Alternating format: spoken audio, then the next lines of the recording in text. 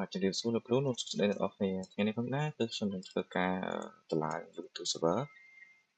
អូខេឥឡូវយើងមុននឹងយើងមាន YouTube server យើងត្រូវការមាន file របស់វាសិនហើយ file របស់វា download នៅក្នុង website របស់វាមក website របស់ YouTube server ហើយនេះខ្ញុំ download បានហើយ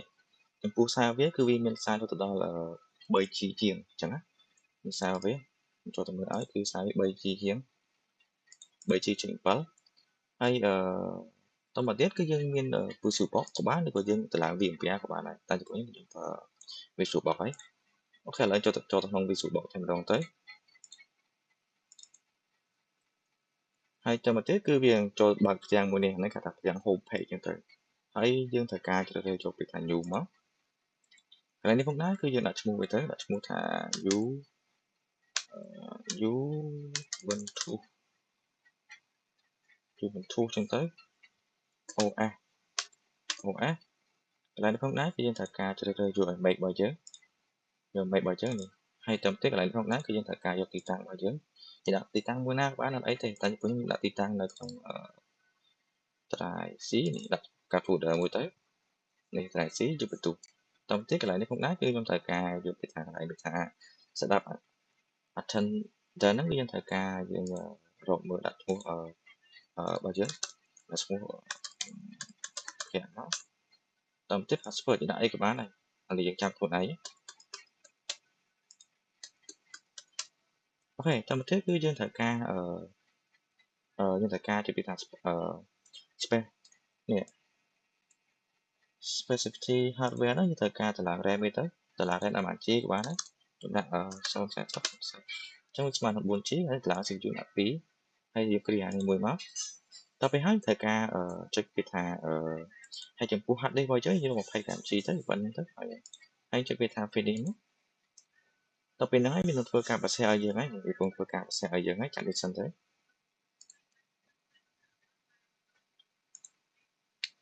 អូខេឥឡូវវាកំពុងធ្វើការបន្ថែមហើយតទៅទៀតវាឲ្យធ្វើការឲ្យយើងនឹងធ្វើការជ្រើសរើសយក hard disk ថ្មីអញ្ចឹងហើយនេះហើយយើងត្រូវការទៅរកមើល image របស់យើងទៅហើយចុចវាថាmoon and device boot ហ្នឹងទៅហើយកន្លែងនេះផងដែរគឺយើងត្រូវការរកមើលពាក្យថា drive or install ហ្នឹងទៅហើយកំពុងធ្វើការបន្ថែមឲ្យយើងហើយតែនេះសិនទៅ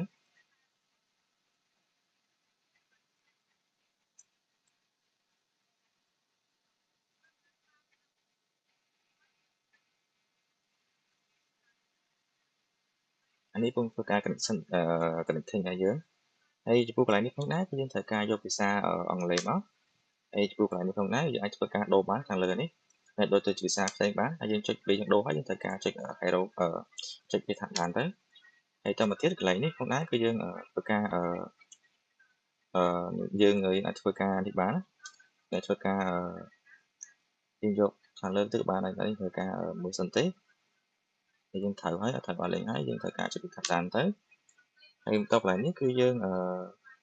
កន្លែងគឺ DHCP របស់យើងយើងយកអាហ្នឹងវាត្រូវបានលេងហើយអូខេយើងអាច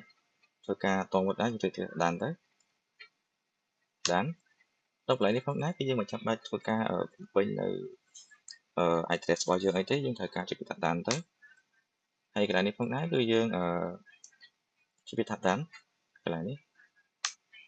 ហើយចុចពីថា continue ហើយកន្លែងនេះផងដែរគឺយើងត្រូវការយកពីថា set up នេះយើងនេះកន្លែងនេះយើងត្រូវការដកគ្រាវាចោលកន្លែងនេះដកគ្រាវាចោលទៅហើយកន្លែងនេះវាដកគ្រាយើងត្រូវការនេះវាយើងត្រូវការចុចដានវាទៅហើយកន្លែងនេះផងដែរយើងចុចពីថា continue វាហើយចុចពីថា continue ហើយកន្លែងនេះផងដែរគឺយើងធ្វើការបំពេញទៅលើយើងធ្វើការបំពេញទៅលើនេះបំពេញឈ្មោះរបស់យើងឈ្មោះរបស់អ្នកដាក់ថាគុំអីថាភ័ក្រហ្មងទៅតមកទៀតខាងក្រោមនេះយើងដាក់ថា ubuntu server ubuntu server ខាងក្រោមនេះផងដែរដាក់ថាគុំភ័ក្រហ្មងទៅហ្មងទៅហើយនេះផងដែរដាក់ password confirm password តាមជាវាថាដានហើយកន្លែងនេះផងដែរគឺខ្ញុំត្រូវការនេះគឺយើងចុច skip ទៅ skip now ទៅ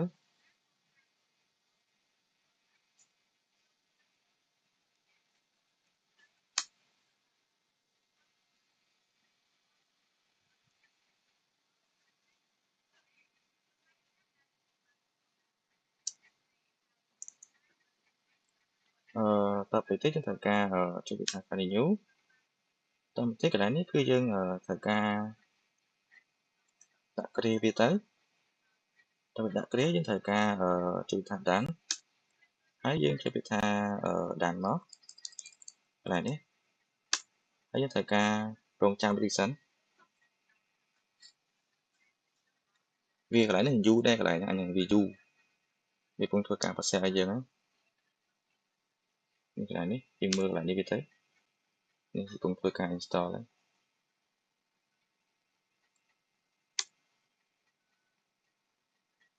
អូខេឥឡូវខ្ញុំស្គាល់វីដេអូសិនព្រោះឲ្យកុំឲ្យវាយូរអញ្ចឹងអូខេឥឡូវវាពងទៅនេះហើយវាពងតែប្រសិទ្ធឲ្យយើងហើយនេះយើងមើលកន្លែង detail ហ្នឹងទៅនេះគឺ detail វាហើយយើងត្រូវការមើលកន្លែង detail បានវាពងធ្វើការប្រសិទ្ធឲ្យយើងហើយ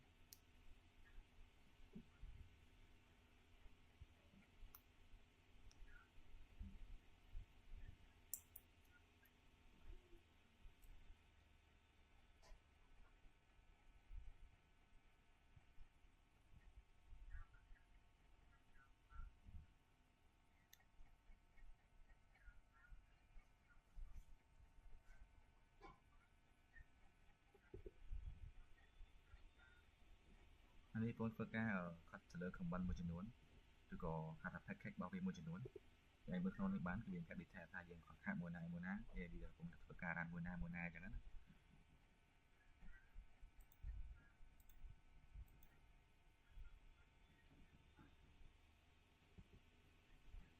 នេះពីពងធ្វើការនេះយើងហើយរងចាំវាសិនទៅ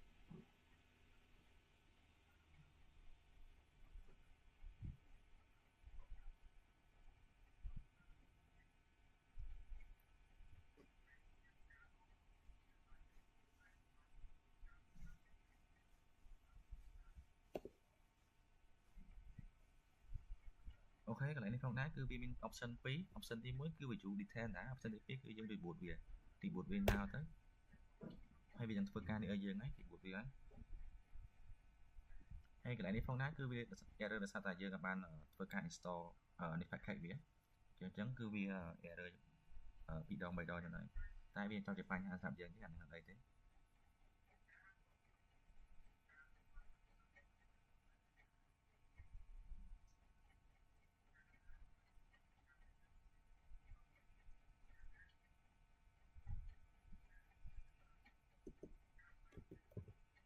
ហើយចុច enter មួយទៅត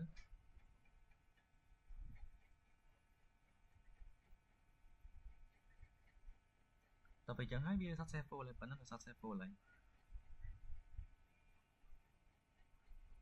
តទៅអញ្ចឹងហើយក៏ធ្វើការដាក់ឈ្មោះរបស់យើងគឺ username របស់យើងនៅយើងដាក់ខាង U បន្ទួលហ្នឹង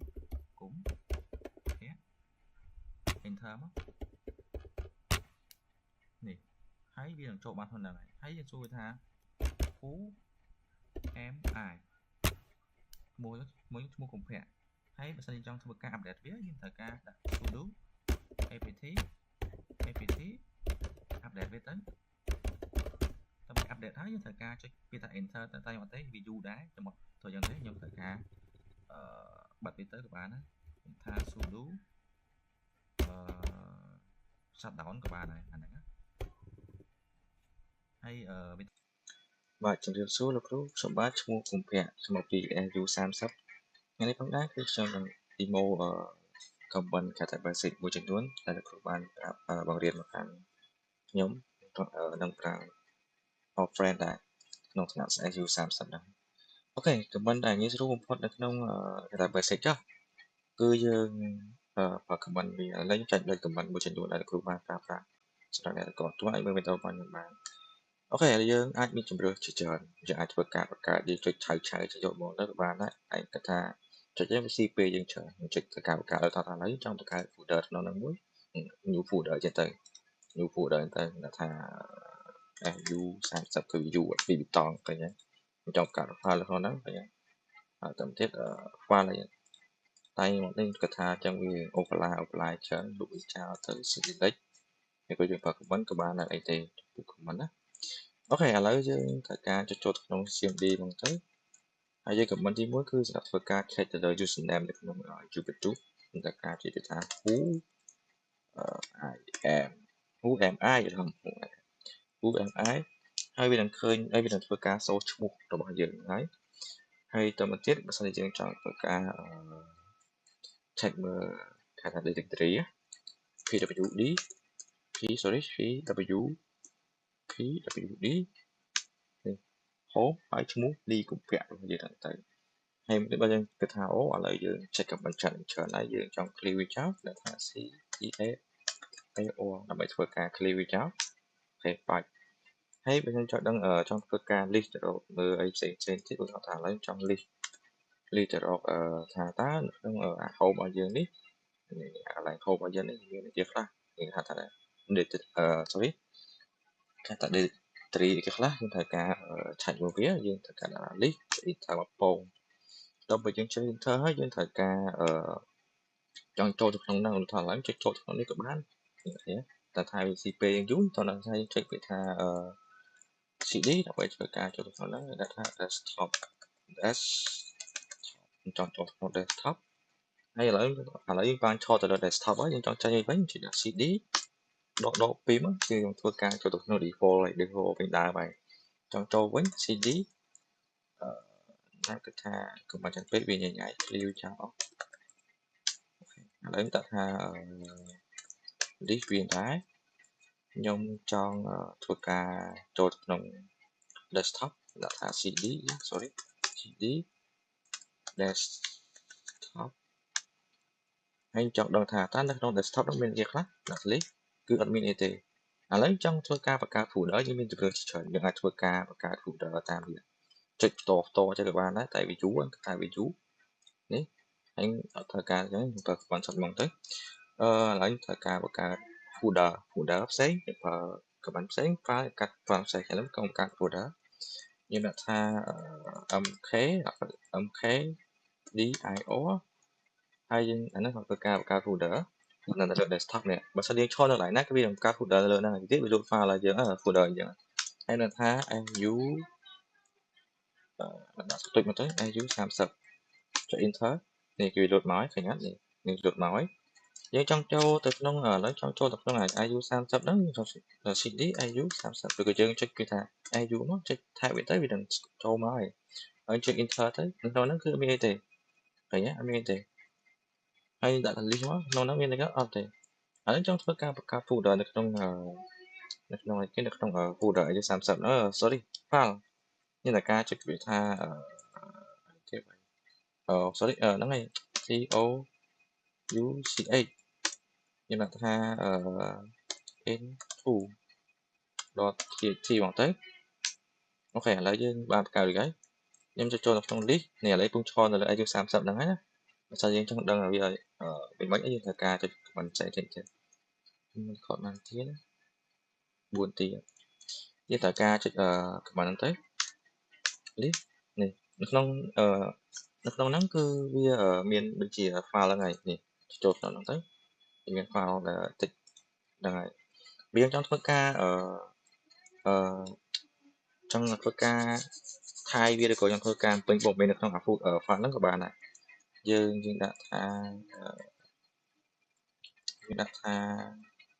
nano info sorry nano info ដល់មកចុចពងនេះអាចធ្វើការពេញព័ត៌មានក្នុងហ្នឹងបានហើយដាក់ថា hello ភ័ក្រចឹងទៅ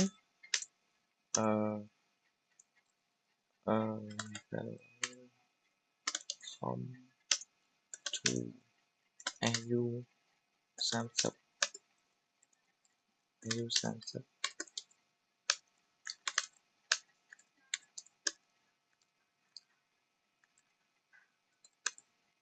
IU 30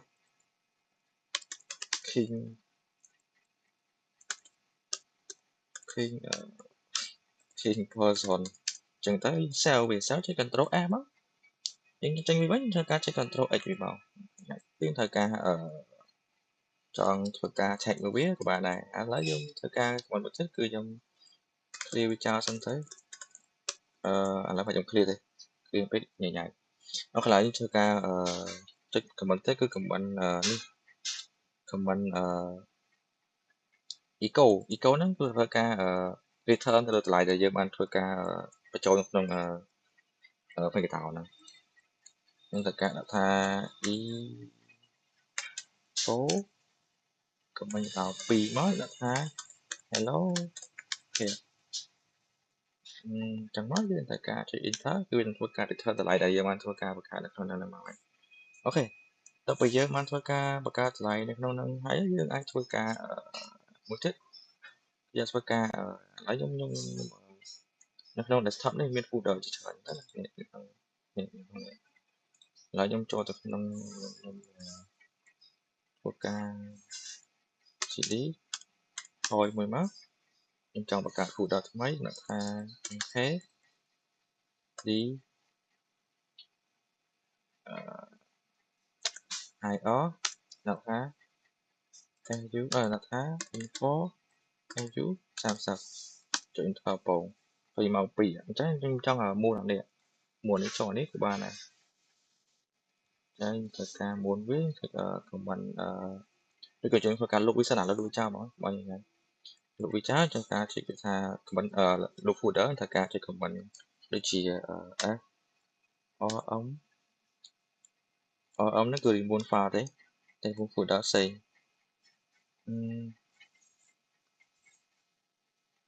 rmdir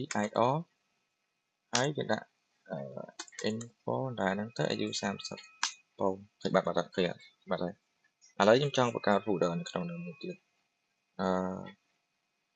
folder យើងត្រូវការចុចវាថា cd ឥឡូវឈរនៅលើ desktop ដាក់ folder ហើយដាក់ cd ខ្ញុំដាក់ cd បាច់ទេដាក់ mkdir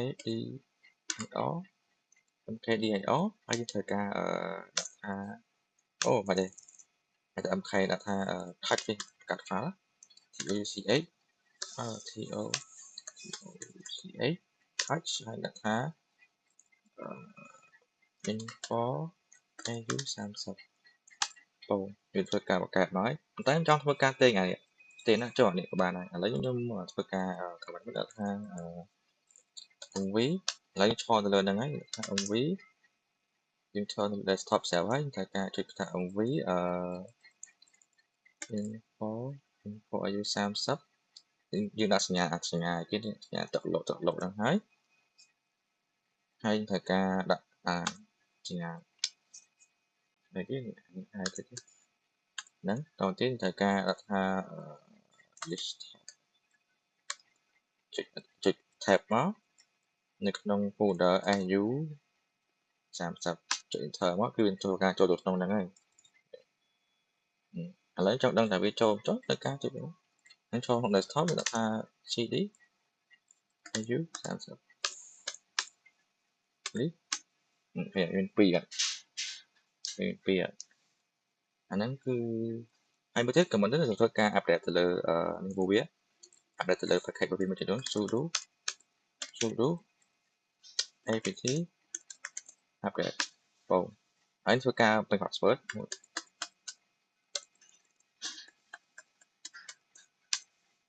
ឥឡូវវាពងធ្វើការប្រសិទ្ធឲ្យយើងណា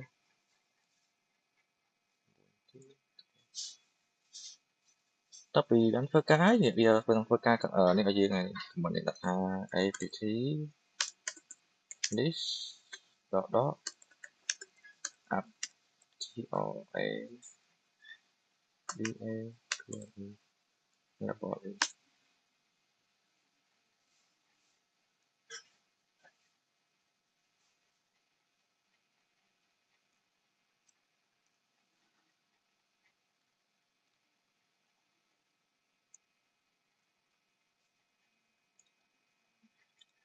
អូខេឥឡូវតវីដេអូបន្តិចព្រោះអីមិញចុចខុសមិញខ្ញុំចុចច្រឡំ click A មកទៅចឹងណាបើចឹងហើយចុចខុសអូខេឥឡូវយើងចង់ធ្វើការបិទវាវិញ clear វាចោល clear ចង់ធ្វើការ restart វាវិញក៏បានក៏បិទវាវិញបានបិទវាត្រូវការចុចថាចុច command ណាសម្រាប់ចុចពាក្យថា sudo shut dow and shut down now បងទៅអស់អូខេវីដេអូមានតែប៉ុណ្្នឹងអរគុណជម្រាបលាបាទជំរាបសួរលោកគ្រូខ្ញុំបាទឈ្មោះកុម្ពៈមកពីក្រុម IU 30ខ្ញុំនេះផងដែរគឺខ្ញុំនឹងធ្វើការ install ASX ចូលទៅក្នុងVisual Box sorry ចូលទៅក្នុងPop OS របស់ YouTube ចំពោះការប្រើប្រាស់គឺខ្ញុំប្រើក្នុង Pop OS ខ្ញុំប្រើខ្ញុំមិនសិនពិតទេអូខេថាតែខ្ញុំខ្លាចប៉ះពាល់ជាមួយនឹង GNS3 អូខេឥឡូវដំបូងយើងត្រូវការចូលទៅបើកកម្មវិធី Pop OS ទៅឬក៏យើងប្រើប្រាស់នៅក្នុងមួយណាក៏បានដែរយើងប្រើនៅក្នុង VMware ក៏បានឬយើងប្រើនៅក្នុង Visual Box ក៏បានដែរតែពីព្រោះគឺយើងប្រើនៅក្នុង Visual Box ចឹងណាអូខេឥឡូវកុំឲ្យខាតពេល review ទៅការបើកចូលទៅក្នុង comment តែម្ដងទៅ terminal ហ្នឹងហើយទៅមកទៀតគឺយើងធ្វើការ comment sudo update សិនដើម្បីធ្វើការ update នៅ package មួយចំនួនដែលយើងបានតធ្វើការ install អញ្ចឹង sudo apk sorry apk apt ច្រឡំ update ចុចវាទៅហើយយើងដាក់ password របស់យើងទៅហើយយើងធ្វើការinstall ទៅលើ package ដែលយើងបានធ្វើការខុសខាតមួយចំនួនអញ្ចឹងណាដល់ពេលយើងបានធ្វើការinstall package ហ្នឹងហើយយើងធ្វើការ install ទៅលើថាយើងទាញនេះមួយទៀតយើងធ្វើការទៅរក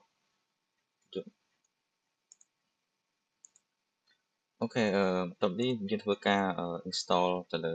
ទៀតទៅអានេះគឺយើងបានធ្វើការ sudo update ហើយតែមកទៀតយើងធ្វើការ comment នេះ sudo apk update server ហ្នឹងទៅដើម្បីធ្វើការ install ASX ចូលទៅក្នុងនេះរបស់យើងនៅណាចាំនេះវាសុបមិនគេចាsudo apt រក clear មក install sorry install dot clear open ssh dot server ណាតាមនេះយើងធ្វើការនេះទៅធ្វើការចុច enter ចុចក្រុមទៅវាធ្វើការ install SSH server ឲ្យយើងហើយតើបើយើងបានធ្វើការ install SSH server យើងធ្វើការ install នេះមួយទៀត sudo enable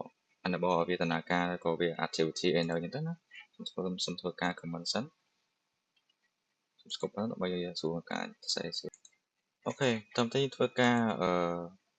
turn on នេះធ្វើការ turn on ASX មកយើងដាក់ថា sudo system sudo system ctl enable now system ctl system enable អត់មានដកទេ system enable system enable ច្រឡំ enable dot system enable dot now sorry now SSH យើងមើលច្បាស់វាសេខអញ្ចឹងណាយើងត្រូវការមើលដែរ system enable now ហើយតើបើយើងបានធ្វើការនេះហើយត្រូវការ check វាថាវា active ឯហ្នឹងអញ្ចឹងណាយើងត្រូវការនេះដាក់ថា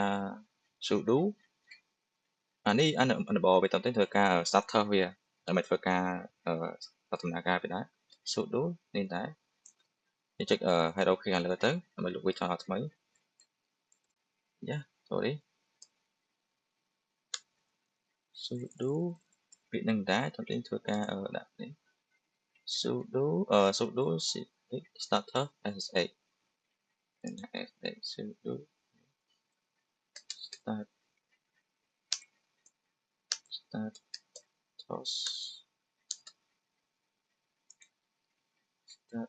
start TUS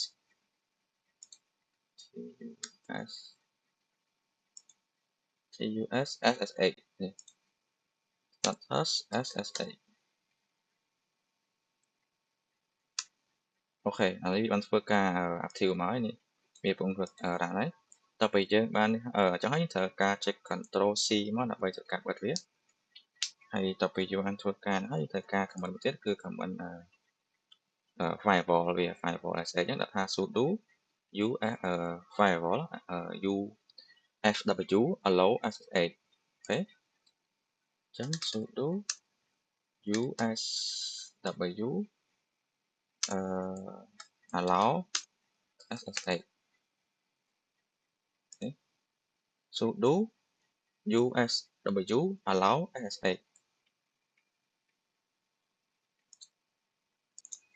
ok sau đây nhung dùng đi tích nhưng mà 30 thế ok là dươngធ្វើការ sorry យើងធ្វើការទៅក្នុងនឹងដែរឥឡូវអត់ស្អីតាមមកនេះវាបានមកហើយតាមតែយើង clear វាចោលសិនទៅ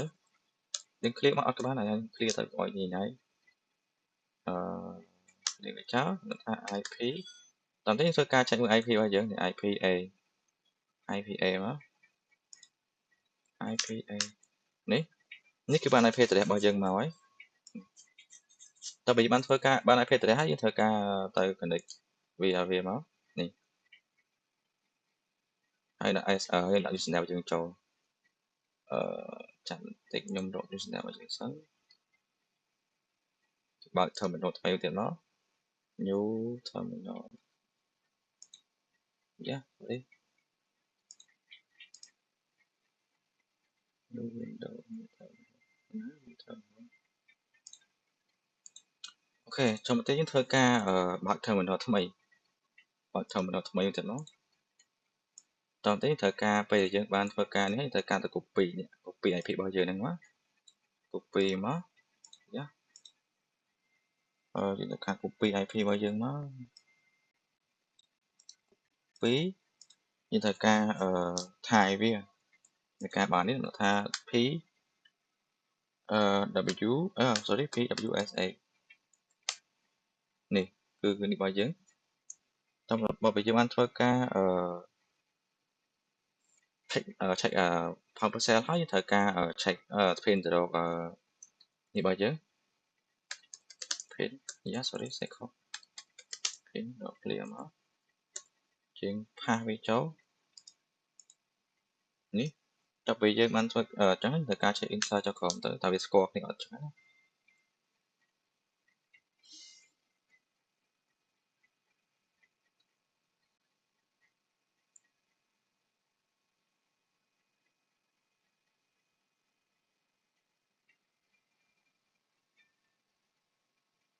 អូខេនេះវាស្គាល់គ្នាជា control mode control C មកច្រឡំ control S sorry តើបើយើងបានធ្វើការនេះហើយត្រូវការ connect វាចូលទៅក្នុង connect វាជាដាក់ SSH ហើយដាក់ឈ្មោះរបស់យើងនៅកន្លែងណានេះត្រូវការមើលឈ្មោះខាងលើនេះបើយើងចង់ដឹងថាឈ្មោះមួយណាត្រូវការ check command who am I មកយើងដឹងហើយរបស់ខ្ញុំគឺ SH គុំ PAEAK add ដាក់ IP របស់យើងចូល IP ខាងនេះយើងផានឹងចូលទៅអូខេតែយើងផាយើងត្រូវការយើងត្រូវការចុច enter មកណាហើយយើងត្រូវការមើលមើលវាត្រូវតែយើងខុសគឺចប់ហើយអញ្ចឹងគឺឈ្មោះយើងគឺឈ្មោះsorry គុំភៈ add អញ្ចឹងគុំ SH គុំភៈ add dot ចុចហើយតែចុច enter មកដល់ពេលហ្នឹងយើងចុចចាស់មកហើយដាក់ password របស់យើងចូលអូខេឥឡូវគឺវាបានជោគជ័យរួចអស់លេងហើយអញ្ចឹងយើងត្រូវការចង់ check មើលទៅក៏បានដែរដាក់ថាចំណងថាវិញណាដាក់ who am I ក៏បានដែរ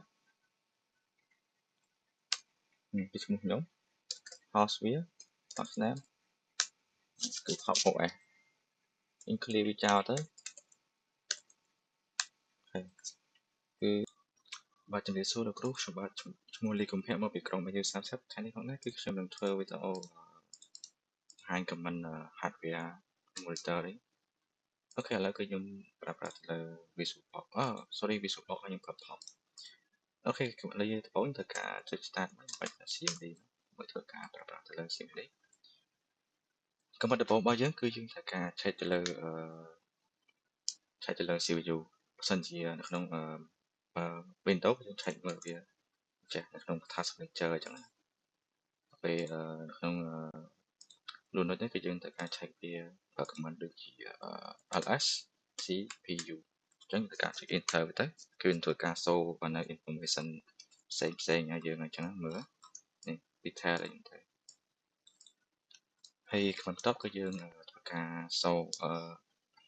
បន្ទាប់ធ្វើការ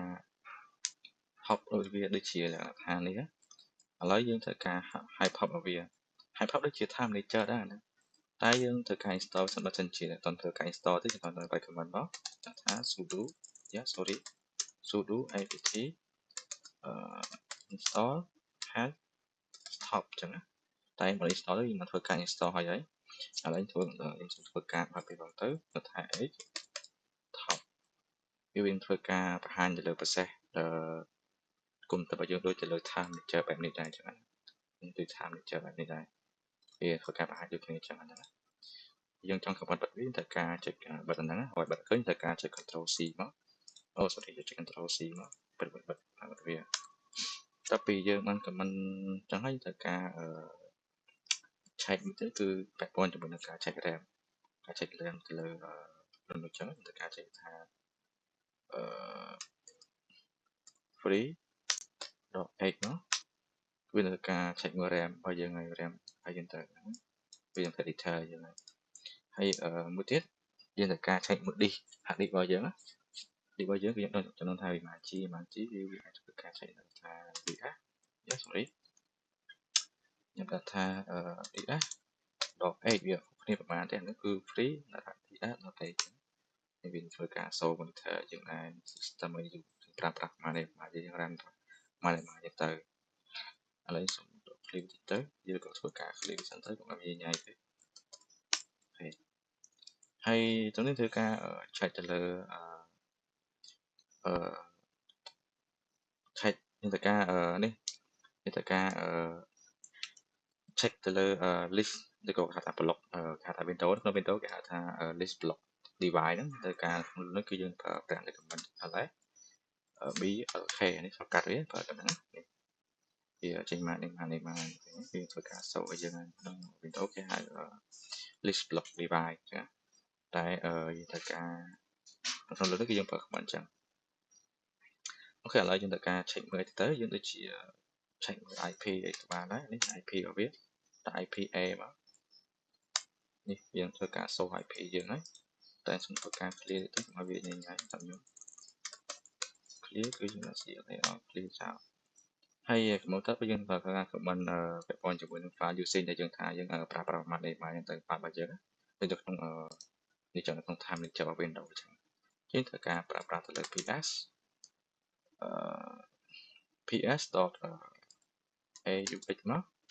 នេះវាធ្វើការសូព័ត៌មានផលវិរានមកហ្នឹងថាវាច្រើនទៅវាច្រើនពេកប្រើនេះវាខ្ញុំធ្វើការប្រសិទ្ធហើយតាមទីយើងត្រូវការចង់ដឹងថា file វា run ប្រហែលអីមិនចឹងទៅត្រូវការអាចធ្វើការ check បានសុំ comment សិនខ្ញុំដាក់ថាខ្ញុំចង់ធ្វើការនេះខ្ញុំធ្វើការfind ទៅលើថា record អីមួយ find ទៅលើកម្មវិធីវាបានបើអីទៅតោះថាជាបើកជ្រោមអីជ្រោមបើអានេះមាន browser ដាក់នេះទៅបើអានេះទៅហើយយើងត្រូវការចង់ដឹង ID របស់វានេះគេប្រើជាលក្ខណៈ ID ហ្នឹងទៅវាចោលសិនទៅហើយយើងត្រូវការជួយថា PID of តាមទៀតគឺយើងត្រូវការដាក់កម្មវិធីហ្នឹងមក Firefox F I O E F O X ចឹងឲ្យត្រូវមកតាមទៅយើងត្រូវការចុច enter ទៅយើងធ្វើការសរកូដឲ្យយើងកូដនេះគឺយើងត្រូវការប្រើប្រាស់ ID ទីយើងប្រើប្រាស់ថា ID ចុះហើយត្រូវការចង់ close វាយើងត្រូវការ clear ក៏បានគឺដាក់នេះក៏បានដែរ clear ទៅមកហើយអា record ហ្នឹងទៅ36 41ហ្នឹងទៅយើងត្រូវការចុច enter វាត្រូវបិទហើយបិទអាហ្នឹងហើយឃើញអត់ហើយមួយទៀតគឺយើងត្រូវការ comment ចង់បិទវាចង់បិទមិនសិនយើងត្រូវការsudo apt shutdown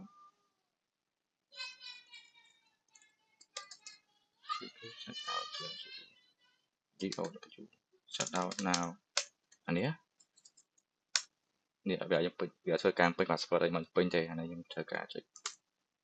exit វាចោលទៅហើយចំពោះការ close វាយើងត្រូវការចុច Oh not found sorry ខ្ញុំខុសបន្ខុសខ្ញុំ clear ច្រឡំ clear ចោលទៅហើយយើងធ្វើការបិទអាហ្នឹងហ្មងធ្វើការចុចថា Ubuntu shutdown ខុសណាស់ share សត្រូវ shutdown now បើអត់ចូលចូលទៅវាធ្វើការបិទអាហ្នឹងឲ្យយើងហើយអញ្ចឹងហើយវីដេអូមិនទៅប៉ុណ្្នឹងបានសូមអរគុណបានកិច្ចការម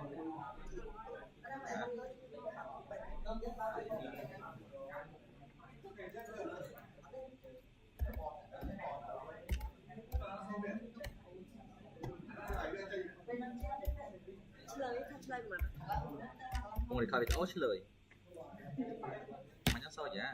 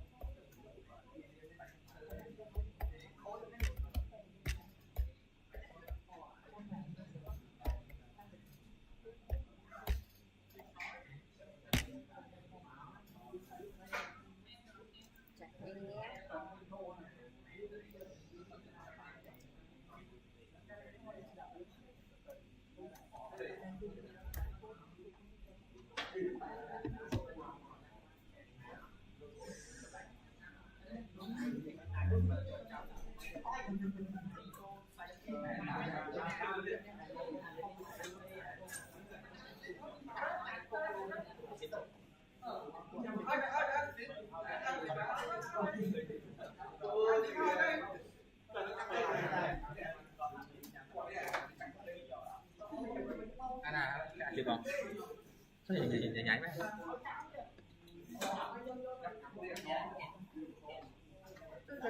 Ăn gì vậy nè? Thôi ăn gì vậy nào? Nè, ăn tiếp hai đất thôi ơi. Hai bên nào? Mới chút lớn đâu á. Tivi đó. Nhỏ chút mua cùng ly nè. Ăn hai bên đó đây. Hả?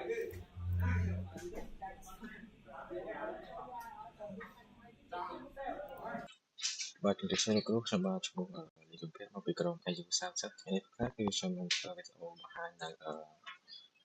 user មួយចំនួន comment នៅក្នុងកម្មវិធី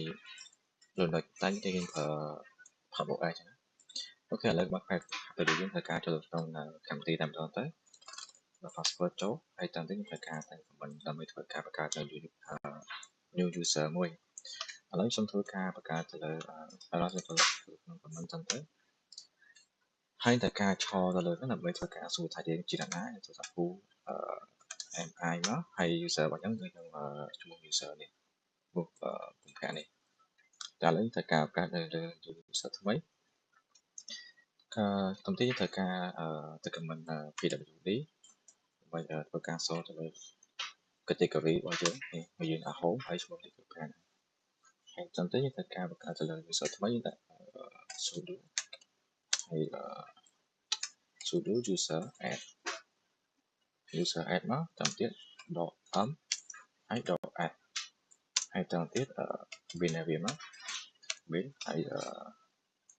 host ហើយបង្កើត user ថ្មីកន្លែងនេះគឺដាក់ឈ្មោះគាត់ថាយើងចង់បាន user មួយណាគាត់ថាឈ្មោះខ្ញុំមកពាក់មកហើយតាមទៀតត្រូវការ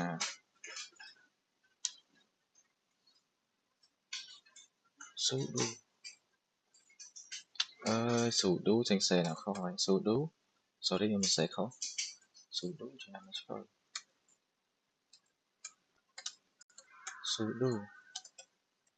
sudo មកអូខេតាមទៀតយើងត្រូវការដាក់ password ឲ្យវា password គេ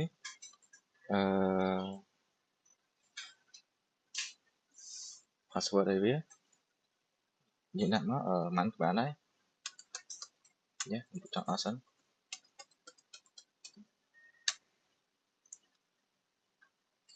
អូខេ try again អូ password របស់ខ្ញុំ password របស់main user អញ្ចឹងណាអូខេតទៅយើងបានអញ្ចឹងយើងត្រូវការដាក់ password ឲ្យវា sudo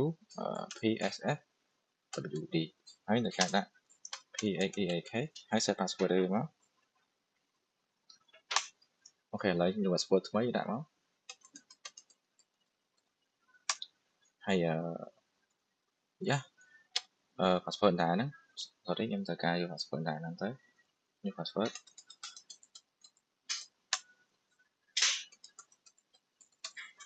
អូខេឥឡូវ success ហើយដល់ success ហើយយើងត្រូវការថៃឲ្យវាយើងត្រូវការថៃថាសួរឆលឥឡូវយើងចុះការសិនយើងត្រូវការ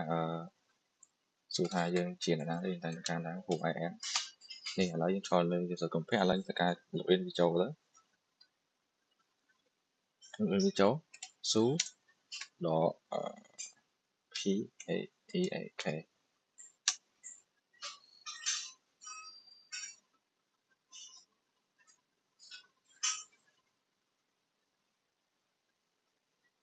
អូ sorry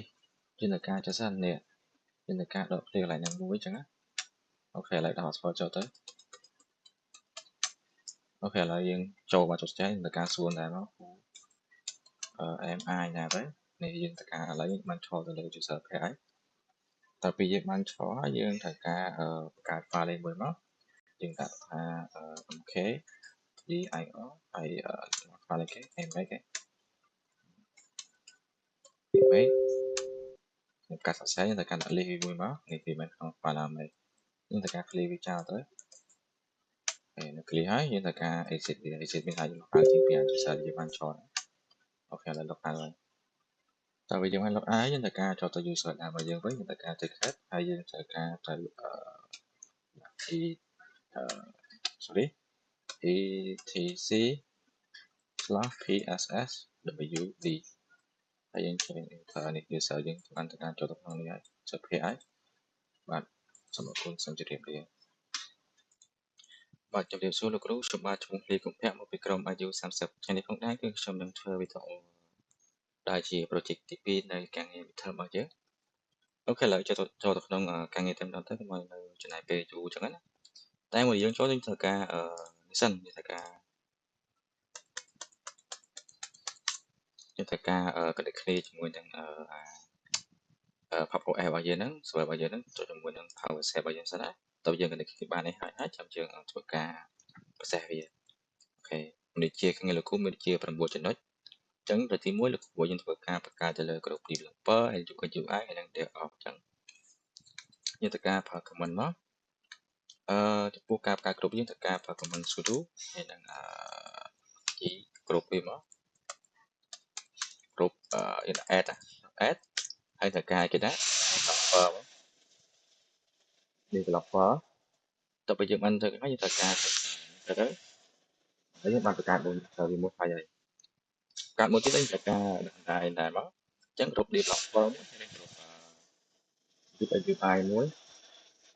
mà chỉ sai cho post lại được khá là bị chói để khá là chất khá cho thời ca đang nói thời ca thiệt nó thấy thời ca thuộc địa một chút tập bây giờ bạn thời ca chờ tới tập mấy thời ca so với thời ca trực trên nó chén rút trên cục chất các bạn này gì là mình mưa tất đằng trên cục chất các bạn này gì mình không có khởi khởi này người dùng ở trong mưa vi tế thì mưa trên các bạn này nữa mình mưa thì đẹp rồi đang thấy đặt developer mà cho check tab đấy tab nó scroll lại check tab nó thì làm này được đó check tab nó scroll thì scroll phần này hay cái của cái phía của những cái lục lục lục developer ok chắc là ca lục là ca lục lục là lục với tới chẳng đã sudo hết lục là kéo long choi lại long developer về người ta sẽ tới từ dừng sẽ thấy người ta thì biết các bạn là chẳng hạn mấy thành viên thực ra ở trực trên các bạn trên trên sẽ tới vì đừng quên vì đừng quên là vì cái độ công ty hay tầm tết càng như thị mấy thì được bài thả là ngọc bình cái nó bài thả được đi vào từ dạng đó tối thì group hết đi vì từ ca trực trên ra tới như một cái group hiện thì màu về developer cái developer nó ra thằng cổ về chẳng nó thành cái này rồi copy với ban bậc ca đây hỏi hết với bậc ca một phát triển cho này việc bậc ca vì chẳng thì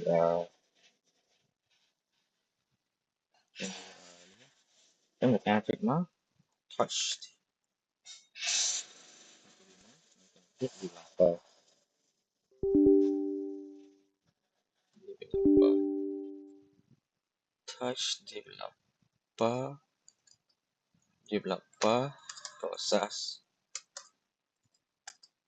sẽ thử chặt kho là thử tiếp UX dot UX dot UI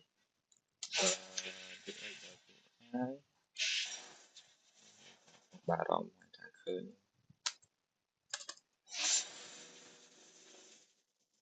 o đấy process là mẹ o bên o đấy process dot thì thấy điều điều off dot process dot thời ra như tới thì thời tới rồi bây giờ người ta phải liên viếng bởi câu viếng là cái process dot tị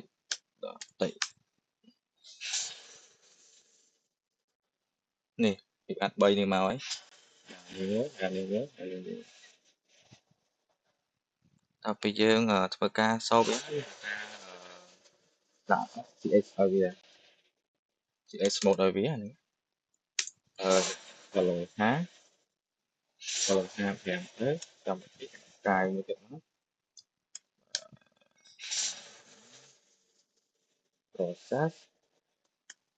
process dot thấy thật ra thực hiện thật may mắn thực hiện thật may mắn thằng ác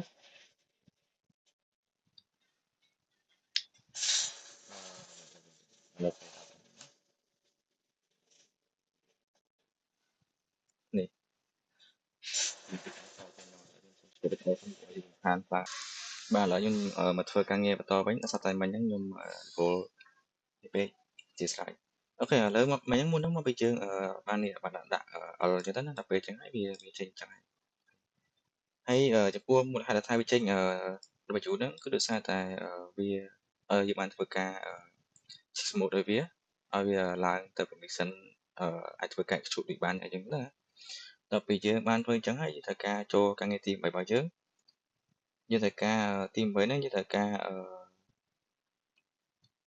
គេ create developer and UI cannot access to dev group អូខេអញ្ចឹងយើងត្រូវការចុចប្រើ command តែម្ដងទៅ command របស់វាដំបូងគឺយើងត្រូវការដាក់ sudo ដល់ពេលយើង sudo ហើយយើងត្រូវការuser add យើងត្រូវការ add group add user ថ្មីទៅណាយើង add ដូចជា add 3 user ហ្នឹងណាadd user ទី1គឺយើង add user ដែលយើងបានធ្វើការដាក់ខាងលើនេះជា user developer user UI ហើយនិង user មួយទៀតគឺទាំងអស់ទេទៅហើយយើងត្រូវការអាហ្នឹងយើងត្រូវការពាក់ command ហ្នឹង .1 .s pin ហើយពី SAH ហើយតាមមកទៀតដាក់មកភាគយើងទៅភាគ developer ទៅ DV យើងត្រូវការមើលអក្សរច្បាស់ហើយយើងច្បាស់គឺវានេះហើយគឺវាអញយើង error ទៅធម្មតាមួយដូចខ្ញុំអញ្ចឹងត្រូវការប្រយ័ត្នតិចចំពោះអក្សរឡើយណាអញ្ចឹងមើលឲ្យយើងត្រូវការចុច enter ទៅដល់ពេលអញ្ចឹងហើយវាអត់ត្រូវការដាក់ password យើងចាំខ្លួនឯងអូខេ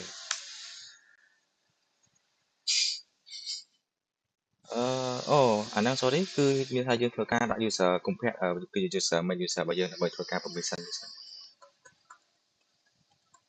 អូខេដល់ពេលយើងបាននេះហើយយើងត្រូវការយើងត្រូវការបង្កើត user មួយទៀតយើងឥឡូវយើងត្រូវការថាស្អីនេះ developer compare ហ្នឹង developer compare មានហើយតាអូខេឥឡូវយើងត្រូវការ user មួយទៀតដល់យើងចុច tab ខាងលើមកយើងកាត់ user មួយទៀតភាគUX UI អូខេ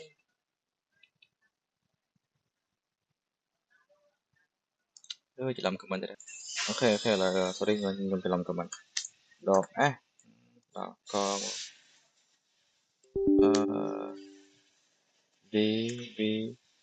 developer បាទរាប់មកលេខដល់ធ្វើការញញើពេកអូខេឥឡូវយើងបានអញ្ចឹងហើយតែបានហើយយើងត្រូវការដាក់មួយទៀតមក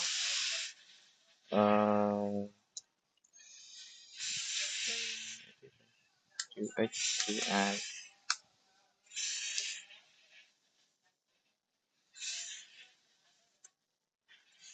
តាមទៅយើងត្រូវការមួយទៀតមកគឺដាក់ទាំងអស់អូខេតែពេលយើងបានធ្វើការចឹងហើយយើងត្រូវការឲ្យយើងធ្វើការ show user វាមក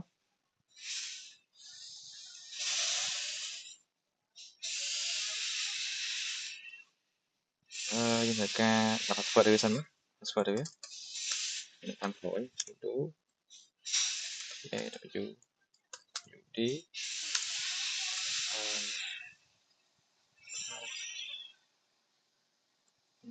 pwd ភាគ dev អូខេ password ថ្មីមកអូខេមកសិនអូខេឥឡូវយើងបាន success សុភ័ក្រមួយហើយយើងដាក់ password មួយទៀតpassword password UX UI អូខេ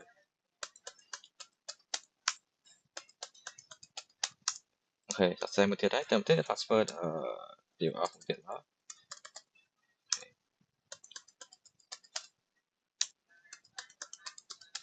អូខេ success ហើយ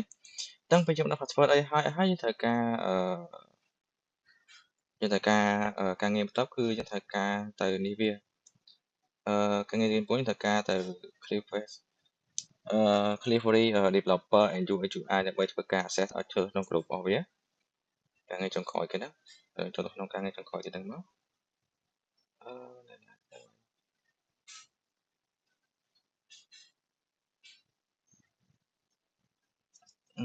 យើងដាក់មក sudo user mode .ag dv developer จะ tab មក pair developer pair developer pair developer dv developer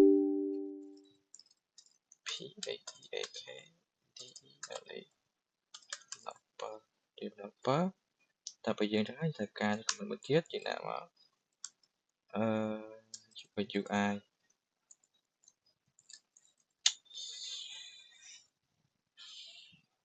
UX UI AG UX UI ហើយតែមកទៀតដាក់ pack UI ចា៎ ចុច tab មកអូខេហើយត្រូវការចុច enter ហើយតែមកទៀតយើងត្រូវការ div អស់ចុច tab មកហើយយើងត្រូវការដាក់ pack div ចុច tab គឺស្គាល់ហើយតែពីអញ្ចឹងហើយយើងត្រូវការនេះគេថាយើងត្រូវការ mode file ហ្នឹងទៅជា pwd ត្រូវការហ្នឹងមក sudo mv មានតែ file developer ទេdeveloper អីdiv off ps គឺយើងចង់คลิกយើងត្រូវការដាក់ d អី hello មកចុច tab sorry មែនទេចុច tab ហ្នឹងចុច tab វាទៅហ្នឹងណាចុច tab វាហើយយើងត្រូវការដក play មួយ tmp ត្រូវការចុចពីមួយទៀតហើយយើងត្រូវការចុច enter វាទៅផងតែពីអញ្ចឹងហើយយើងត្រូវការទៅ command មួយទៀតមកឈ្មោះ user របស់យើងហ្នឹង sudo sorry sudo ch cho u n ហើយតាមមកទៀតឈ្មោះរបស់យើងឈ្មោះឈ្មោះនេះ project របស់យើងនេះ command user ហ្នឹងដើម្បីធ្វើការ permission នៅវាស្មើឲ្យ develop developer នេះគឺ div off តែសេខុស do div off យើងដាក់ពីមកយើងដាក់ tmp ដាក់ develop tmp ចង្ថេកហ្នឹងមកហើយត្រូវការចុច enter វាតែពេលយើងធ្វើការ enter វាចាប់រួចអស់លេងហើយត្រូវការដាក់ នេះpermission នៅធ្វើការ set permission នៅវា sudo ch mod ដាក់750មកដក tmp div off ដល់ txt ហើយចុច enter អូខេតែយើងធ្វើការ set ហើយយើងត្រូវការទៅ list វាមើល ls ដក l tmp ដក developer text នេះហើយយើងធ្វើការ review មក developer ហ្នឹងហើយតពីអញ្ចឹងហើយត្រូវការទៅធ្វើការ switch ទៅលើ user យើងធ្វើការខ្ញុំធ្វើការ switch ទៅរក user developer ដែលយើងបានធ្វើការ permission វិញមិញដាក់ sudo ហើយ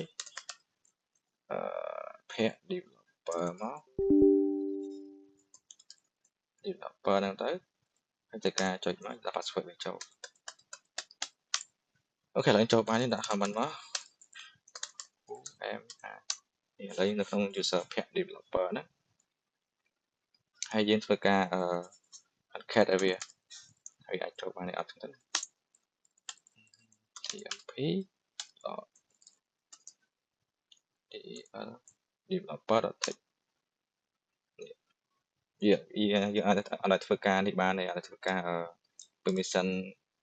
នេះបានគេវា deny វាចោលហ្នឹងណាអញ្ចឹងយើងត្រូវការចូល user មួយទៀតមកចឹងនេះសិនអូខេអញ្ចឹងយើងត្រូវការទៅចូល user មួយទៀត user ហ្នឹងគឺ user គេវិញអានេះ div off ដូច txt ឥឡូវខ្ញុំធ្វើការខ្ញុំធ្វើការទៅចូល user មួយទៀតដាក់ exit មកយ៉ា exit feature với exit đến lộ ai cho để cho tổ thông user user UI UI mình đó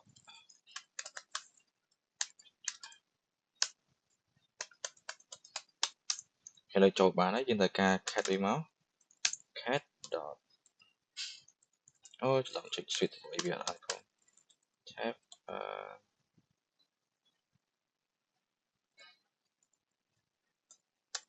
chữ vậy giống trả lời UI dot process này anh có ai cho gọi về ai cho bạn đấy này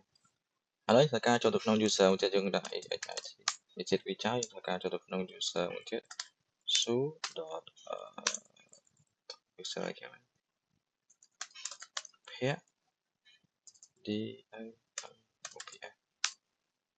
vậy em chối chúng ta khu em ai đó để nhập nông user bậc phép cho nên thời ca đặt nó hết hết ở phía thì phí dot điều dot thì lấy chỗ bàn đấy trên chứng anh sơ ca chỗ bán này việc đi này đã khá lớn thế và video mình tập phân thông báo số một cuốn xong chưa được